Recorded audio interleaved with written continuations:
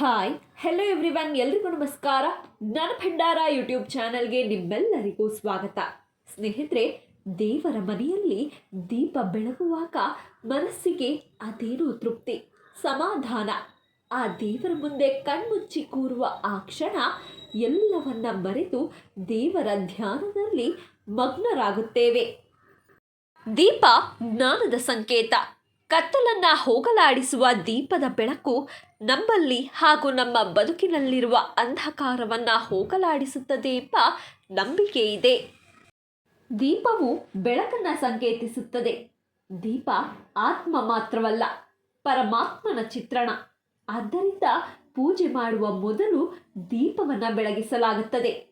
ದೇವರನ್ನ ಪೂಜಿಸುವ ಮೊದಲು ಆ ದೇವರ ಪ್ರತಿರೂಪವಾದ ದೀಪವನ್ನು ಪೂಜಿಸುತ್ತೇವೆ.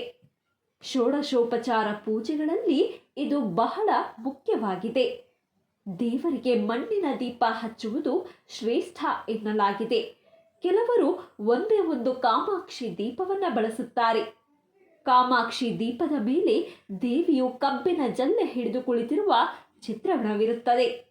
ಆದರೆ ದೇವಿಯ ಪಕ್ಕ 2 ಆನೆಗಳಿದ್ದರೆ ಅದನ್ನು ಗಜಲಕ್ಷ್ಮಿ ದೀಪ ಎಂದು ಕರೆಯುತ್ತಾರೆ. 8 ಲಕ್ಷ್ಮಿಯರು ಇರುವ ದೀಪವನ್ನು ಅಷ್ಟಲಕ್ಷ್ಮಿ ದೀಪ ಎನ್ನುತ್ತಾರೆ. ಇದೇ ರೀತಿ ಅನೇಕ ದೀಪಗಳಿವೆ.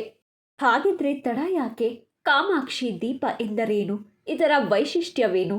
ಯಾವ ಸಮಯದಲ್ಲಿ ಹಚ್ಚಬೇಕು ಎಂಬುದರ ಬಗ್ಗೆ ಸಂಪೂರ್ಣವಾಗಿ ತಿಳಿದುಕೊಳ್ಳೋಣ. ಆದರೆ ಅದಕ್ಕೂ ಮುನ್ನ ಜ್ಞಾನ ಭಂಡಾರಕ್ಕೆ ನಿಮ್ಮ ಬೆಂಬಲವಿರಲಿ. ಕಾಮಾಕ್ಷಿ ದೀಪವನ್ನ ಮನೆಯಲ್ಲಿಟ್ಟು ಪೂಜಿಸುವುದರಿಂದ ಸಕಲ ದೇವತೆಗಳ ಅನುಗ್ರಹ ದೊರೆಯುತ್ತದೆ. ಅಷ್ಟದಶ ಶಕ್ತಿ ಪೀಠಗಳಲ್ಲಿ ಕಂಚಿ ಕ್ಷೇತ್ರವೂ ಒಂದು. ಇಲ್ಲಿ ಕಾಮಾಕ್ಷಿ ದೇವಿ ನೆಲೆಗೊಂಡಿದ್ದಾಳೆ. ಕಾಮಾಕ್ಷಿ ಜಗನ್ಮಾತೆ ಪಾರ್ವತಿಯ ರೂಪ. ಶಿವನನ್ನ ಕುರಿತು ತಪಸ್ಸು ಮಾಡುವ ಕಾಮಾಕ್ಷಿ ಅವನನ್ನ ಒಲಿಸಿಕೊಂಡು ಪರಶಿವನ ಕೈ ಹಿಡಿಯುತ್ತಾಳೆ. ಕಾ ಎಂದರೆ ಬ್ರಹ್ಮ ಶಕ್ತಿಯಾಗಿರುವ ಸರಸ್ವತಿ. ಮಾ ಎಂದರೆ ವಿಷ್ಣು ಶಕ್ತಿಯಾಗಿರುವ ಲಕ್ಷ್ಮಿ. ಅಕ್ಷಿ ಎಂದರೆ ಕಣ್ಣುಗಳು. ಕಾಮಾಕ್ಷಿ ದೇವಿಯು ಸರ್ವ ದೇವತೆಗಳಿಗೆ ಶಕ್ತಿ ಕೊಡುತ್ತಾಳೆ ಎಂದು ಪುರಾಣಗಳು ಹೇಳುತ್ತವೆ. ಆದ್ದರಿಂದ ಇತರ ಎಲ್ಲ ದೇವಾಲಯಗಳಿಗಿಂತ ಕಾಮಾಕ್ಷಿ ದೇವಸ್ಥಾನವನ್ನು ಬೆಳಗಿನ ಜಾವ ಬ್ರಹ್ಮ ಮುಹೂರ್ತದಲ್ಲಿ ತೆಗೆಯಲಾಗುತ್ತದೆ. ಅದೇ ರೀತಿ ಎಲ್ಲ ದೇವಸ್ಥಾನಗಳ ಬಾಗಿಲು ಮುಚ್ಚಿದ ನಂತರವಷ್ಟೇ ಕಾಮಾಕ್ಷಿ ದೇವಾಲಯದ ಬಾಗಿಲನ್ನು ಮುಚ್ಚಲಾಗುತ್ತದೆ. ಕಾಮಾಕ್ಷಿ ದೀಪ ಎಂದರೆ ಗಜಲಕ್ಷ್ಮಿ ದೇವಿಯ ಚಿತ್ರವಿರುವ ದೀಪವೇ ಗಜಲಕ್ಷ್ಮಿ ದೀಪ ಅಥವಾ ಕಾಮಾಕ್ಷಿ ದೀಪ. ಈ ಕಾಮಾಕ್ಷಿ ದೀಪವನ್ನ ಗಜಲಕ್ಷ್ಮಿ ದೀಪವೆಂದೂ ಸಹ ಕರೆಯುತ್ತಾರೆ. ದೇವಿಯ ಅವತಾರವಾದ ಈ ಕಾಮಾಕ್ಷಿ ದೀಪ ಬೆಳಗುವ ಮನೆ ಅಖಂಡ ಐಶ್ವರ್ಯದಿಂದ ಕೂಡಿರುತ್ತದೆ. ನಮ್ಮ ಹಿಂದೂ ಸಂಪ್ರದಾಯದಲ್ಲಿ ಚಿನ್ನದ ಆಭರಣಗಳನ್ನು ವಂಶ ಪರಂಪರೆಯಾಗಿ ಹೇಗೆ ಮುಂದಿನ ಪೀಳಿಗೆಗೆ ನೀಡುತ್ತಾರೋ ಹಾಗೆ ಇದನ್ನು ಸಹ ಜಾಗ್ರತೆಯಿಂದ ಒಂದು ಪೀಳಿಗೆಯಿಂದ ಇನ್ನೊಂದು ಪೀಳಿಗೆಗೆ ಬಳುವಳಿಯಾಗಿ ಕೊಡುತ್ತಾರೆ. ಕಾಮಾಕ್ಷಿ ದೀಪವು ಲಕ್ಷ್ಮೀ ದೇವಿಯ ಸ್ವರೂಪ ಮತ್ತು 1000 ದೀಪಗಳಿಗೆ ಸಮ. ಮನೆಯಲ್ಲಿ ಕಾಮಾಕ್ಷಿ ದೀಪ ಹಚ್ಚುವುದರಿಂದ ಸುಖ, ಶಾಂತಿ, ಸಮೃದ್ಧಿ ನೆಲೆಸುತ್ತದೆ. ಕಾಮಾಕ್ಷಿ ದೀಪವನ್ನ ಮುಂಜಾನೆ 5 ಗಂಟೆಯಿಂದ 6 ಗಂಟೆ ಹಾಗೆ ಸಂಜೆ 6ರಿಂದ 7 ಗಂಟೆಯ ಒಳಗೆ ಹಚ್ಚುವುದರಿಂದ ಲಕ್ಷ್ಮೀ ದೇವಿಯ ಸಂಪೂರ್ಣ ಕೃಪೆ ಲಭಿಸುತ್ತದೆ ಎಂಬ ನಂಬಿಕೆ ಇದೆ. ಕಾಮಾಕ್ಷಿ ದೀಪವನ್ನ ತುಪ್ಪದಿಂದ ಹಚ್ಚಿದರೆ ತುಂಬಾ ಶ್ರೇಷ್ಠ. ಈ ದೀಪವನ್ನ ಹಚ್ಚುವುದರಿಂದ ಆರ್ಥಿಕ ಸಂಕಷ್ಟಗಳಿಂದ ಮುಕ್ತರಾಗಿ ನೆಮ್ಮದಿ ಜೀವನ ಪಡೆಯಬಹುದು. ದೀಪವು ದೇವರ ಸ್ವರೂಪ.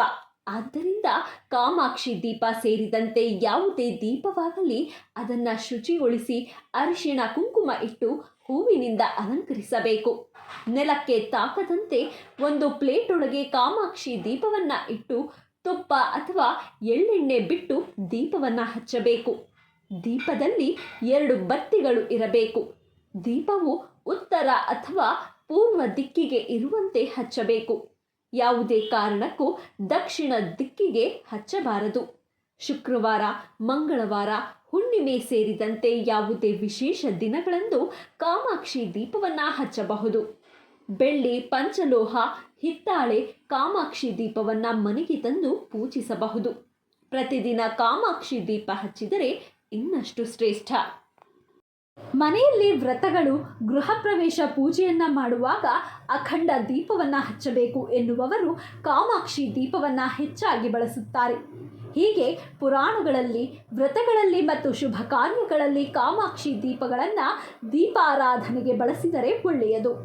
ದೀಪಾರಾಧನೆ ಮಾಡುವಾಗ ದೀಪಕ್ಕೆ ಕುಂಕುಮವನ್ನು ಇಟ್ಟು ಹೂವನ್ನು ಅರ್ಪಿಸಿ ದೀಪವನ್ನು ಬೆಳಗಿಸಿ ನಂತರ ಮೊದಲು ದೀಪಕ್ಕೆ ಪೂಜೆ ಮಾಡಬೇಕು. ನಂತರ ದೇವರ ಪೂಜೆ ಮಾಡುವುದು ನಮ್ಮ ಸಂಪ್ರದಾಯದ ರೂಢಿಯಲ್ಲಿದೆ. ಹಾಗೆಯೇ ಕಾಮಾಕ್ಷಿ ದೀಪವನ್ನು ಬಳಸುವಾಗ ಆ ದೀಪಕ್ಕೆ ಕುಂಕುಮ ಇಟ್ಟ ನಂತರ ಅದೇ ಕೈಯಿಂದ ದೇವರ ರೂಪಕ್ಕೂ ಕುಂಕುಮ ಇಟ್ಟು ಸುತ್ತಲೂ ಹೂವಿನಿಂದ ಅಲಂಕಾರ ಮಾಡಿ ಆ ದೀಪವನ್ನು ನೆಲಕ್ಕೆ ತಾಕದಂತೆ ಒಂದು ತಾಮ್ರದ ಅಥವಾ ಬೆಳ್ಳಿಯ ತಟ್ಟೆಯಲ್ಲಿರಿಸಬೇಕು. ಈ ದೀಪವನ್ನು ಎಳ್ಳೆಣ್ಣೆ ಅಥವಾ ಹಸುವಿನ ತಾಜಾ ತುಪ್ಪದಿಂದ ದೀಪಾರಾಧನೆ ಮಾಡಿದರೆ ಒಳ್ಳೆಯದು. ಕಾಮಾಕ್ಷಿ ದೀಪವನ್ನು ಏಕಾದಶಿ, ಪಂಚಮಿ ತಿಥಿಯಲ್ಲಿ ಖರೀದಿಸಿ ತರಬಹುದು ಅಥವಾ ಗುರುವಾರಗಳಂದು ಮನೆಗೆ ತರಬಹುದು. ಸೂತಕ ಇರುವಾಗ 11 ದಿನಗಳ ಕಾಲ ಕಾಮಾಕ್ಷಿ ದೀಪವನ್ನು ಹಚ್ಚಬಾರದು. ಕಾಮಾಕ್ಷಿ ದೀಪದ ಬತ್ತಿ ಹೇಗೆ ನಿಧಾನವಾಗಿ ಸುಡಿಯುತ್ತದೆಯೋ ಹಾಗೆಯೇ ನಮ್ಮ ಮನೆಯಲ್ಲಿರುವ ನಕಾರಾತ್ಮಕ ಶಕ್ತಿ ಸಹ ನಿಧಾನವಾಗಿ ತೊಲಗಿ ಆಚೆ ಹೋಗುತ್ತದೆ. ಯಾವಾಗಲೂ ದೀಪಾರಾಧನೆ ಮಾಡುವಾಗ 2 ಬತ್ತಿಗಳು ಸಮಾನವಾಗಿ ಇರುವಂತೆ ನೋಡಿಕೊಳ್ಳಬೇಕು. ಕಾಮಾಕ್ಷಿ ದೀಪವನ್ನು ಯಾವಾಗಲೂ ಉತ್ತರ ಮತ್ತು ಪೂರ್ವ ದಿಕ್ಕನ್ನು ನೋಡುವಂತೆ ಇಡಬೇಕು. ದಕ್ಷಿಣ ದಿಕ್ಕಿನಲ್ಲಿ ಖಚಿತವಾಗಿ ದೀಪಾರಾಧನೆ ಮಾಡಬಾರದು. ಕೇಳಿದ್ರಲ್ಲ ಸ್ನೇಹಿತರೆ, ಇದಿಷ್ಟು ಮನೋಕಾಮನೆಗಳನ್ನು ಪೂರೈಸುವ ಕಾಮಾಕ್ಷಿ ದೀಪದ ಮಹತ್ವ.